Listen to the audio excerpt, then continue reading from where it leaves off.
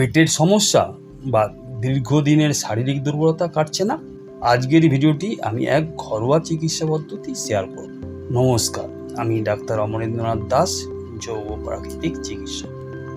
আজ আমরা জানবো যে জলের মাধ্যমে দীর্ঘদিনের শারীরিক দুর্বলতা কীভাবে প্রতিকার করা যায়। প্রচলিত চিকিৎসায় হিপবাতের ব্যবস্থা আছে, তবে তারা হিপবাতকে সিজবাত বলে জানে। কিন্তু প্রাকৃতিক চিকিৎসায় হিপবাত ও সিজবাত দুটি আলাদা। সিজবাত সম্পর্কে পরে বলছি। হিপবাত আসলে কি? হিপবাত হলো এমন একটি বিশেষ চিকিৎসা পদ্ধতি যেখানে শরীরের নিচের অংশ, বিশেষ করে নিতম্ব ও তলপেট পর্যন্ত কুসুম গরম বা হালকা ঠান্ডা জলের মধ্যে কিছুক্ষণ বসে থাকে। এটাই হলো হিপবাত। হিপবাতে কি কি উপকার পাওয়া যায় তা বলি। হিপবাতে উষ্ণ গরম জলে কোমরে ডুবিয়ে রাখলে শরীরের ওই নির্দিষ্ট জায়গায় রক্ত চলাচল বৃদ্ধি পায় এবং ইনফেকশন বা ক্ষত দ্রুত শোকায়। তাই পাইলস, ফিসার ও মলদ্বারের যে কোনো ব্যথায় আরাম দেয় এবং ফোলাও কম। 2 নম্বর, নিয়মিত হিপবাতে পরিপাক শক্তি বৃদ্ধি করে এবং কোষ্ঠকাঠিন্য দূর করতে সাহায্য। 3 নম্বর, তরুণ এক্সিমার ক্ষেত্রে এটি একটি মহা ওষুধ। 2 নম্বর, হিপবাতে স্থায়ীভাবে কোষ্ঠবদ্ধতা সারে বলে মাথার চুল ওঠা বন্ধ করে নতুন চুল গজাতেও সাহায্য করে। 6 নম্বর হচ্ছে মেধা, ধৈর্য, বুদ্ধি বৃদ্ধি করতে এটি বিশেষ সহায়ক। 7 নম্বর, মহিলাদের মাসিকের অনিয়ম, জরায়ু সংক্রান্ত নানা জটিলতায় হিপবাত খুবই কার্যকরী। 8 নম্বর হচ্ছে প্রসবের কয়েক মাস আগে থেকে হিপবাত দিতে থাকলে সম্পূর্ণ বিনা কষ্টে ও নিরাপদে স্বাভাবিকভাবেই প্রসব হয়। বিদেশে হিপবাত নিতে নিতে নর্মাল ডেলিভারি হচ্ছে, এরকম ঘটনাও দেখা যায়। হিপবাত কিছু কিছু রোগের ক্ষেত্রে না নেওয়াই ভালো, যেরকম মাসিকের সময় বা শরীরের অতিরিক্ত দুর্বলতা থাকলে এটি করা থেকে বিরত থাকুন। এছাড়া হৃদরোগ, নিউমোনিয়া প্রভৃতি ফুসফুসে নতুন রোগে ও সায়াটিকা রোগে না নেওয়াই ভালো। হিপবাত নেওয়ার সঠিক নিয়মগুলি বলছি, মন দিয়ে শুনুন। একটি বড় গামলা বা বাড়তে হবে, এমনভাবে জল নিতে হবে যাতে বসলে জল নাভি পর্যন্ত পৌঁছায়। এবার পা দুটি গামলার বাইরে রেখে আরাম করে টাবের মধ্যে বসুন। তারপর মাথা ও মুখ বাদে বাকি পুরো শরীর একটি চাদর বা কম্বল দিয়ে ঢেকে রাখুন। জলের তাপমাত্রার সমস্যা অনুযায়ী হালকা গরম বা শরীরের তাপমাত্রা থেকে কম হওয়াই উচিত। গামলায় জলের মধ্যে বসে পাকস্থলী হতে গুহ্যদ্বারের উপর পর্যন্ত সমস্ত জায়গায় হাত দিয়ে ঘর্ষণ করতে থাকবে। প্রথম দিন বেশি জলের মধ্যে না বসাই ভালো। প্রথম 2-3 মিনিট নেওয়াও ভালো, পরে 1-2 মিনিট করে সময় বাড়িয়ে 20 থেকে 30 মিনিট জলে বসলেই উপকার পাবেন। শীতকালে অবশ্যই হিপবাত নেওয়ার পূর্বে তলপেট ও নিতম্ব গরম করে নিয়ে বসা উচিত। এই সময় 5 থেকে 10 মিনিট নিলেই চলবে। হিপবাত নেওয়ার পর শরীরটা গরম করে নেওয়া উচিত। হিপবাত সাধারণত দুর্বল রোগীদের ক্ষেত্রে সাবধানে নেওয়াই উচিত।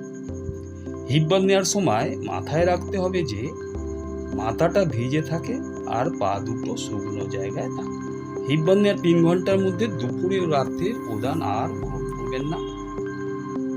আর এই 4 ঘন্টার পর হিপবাত দিতে পারেন। এই গেল হিপবাত নেওয়ার সঠিক পদ্ধতি। আর একটা স্নানের কথা বলছি, যেটা আগেই বলেছিলাম যে লিঙ্গ স্নান বা সিজবাত সম্পর্কে পরে। সিজবাত আসলে কি? শরীরের শুধু অর্ধলিঙ্গকে স্নান করানোকেই লিঙ্গ স্নান বা সিজবাত বলে। সিজবাত নিলে কি কি উপকার হতে পারে? এতে হাঁপানি, নিউমোনিয়া ও ক্যান্সারের প্রভৃতি রোগের জন্য যে শ্বাসকষ্ট হয় তা খুব শীঘ্রই কমে। সর্বপ্রকার স্নায়ুবিক রোগে এর ব্যবহার খুবই উপকারী। স্নায়ুশূল, সায়াটিকা রোগে ও উন্মাদ রোগে এটি বিশেষ লাভ।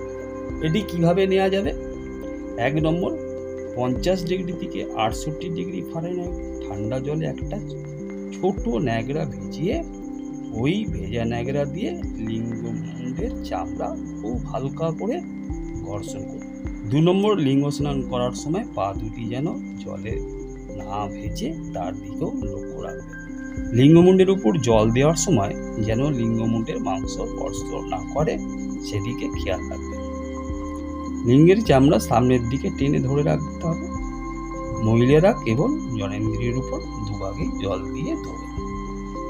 এই বাত সাধারণত 10 মিনিট থেকে 30 মিনিট চলবে। এই হলো শীষবাতের পদ্ধতি। এরকম আরেকটা স্নানের কথা বলছি, যেটা আপনি বাড়িতে বসেই করবেন কিন্তু ইনস্ট্যান্ট রিলিফ পাবেন। সেটা হচ্ছে হট ফুড বাথ। এটা কি জিনিস? সাধারণত উষ্ণপাত স্নান বসেই নেওয়া হয়।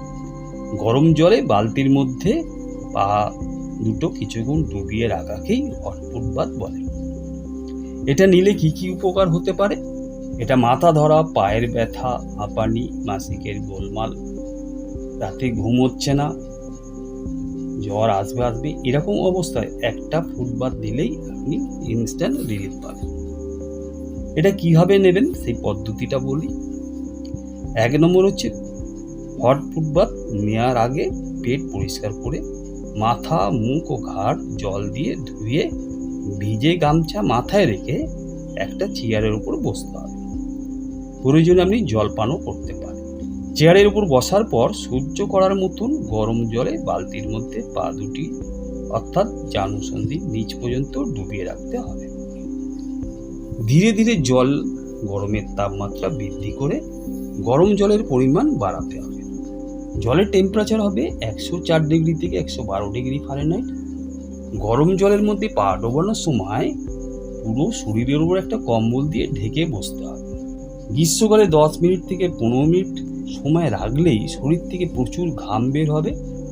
তার মাধ্যমে শরীরে টক্সিন বেরিয়ে গিয়ে শরীরে রোগকে নির্মূল করতে সাহায্য করবে।